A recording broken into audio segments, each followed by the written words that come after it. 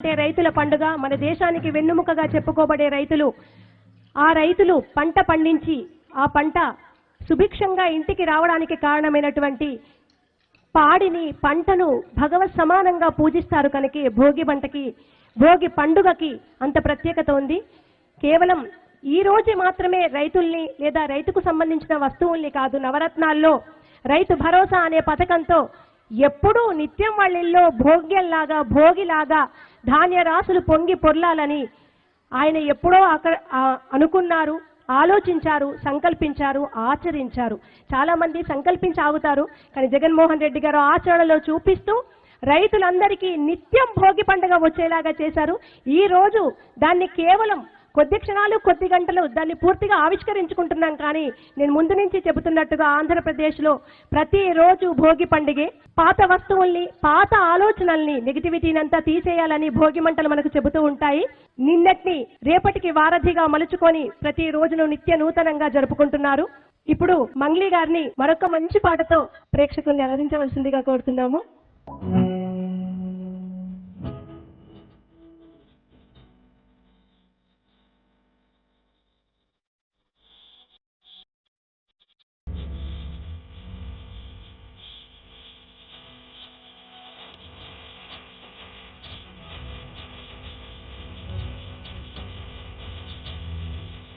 రంగులు పుట్టి తెలుగులో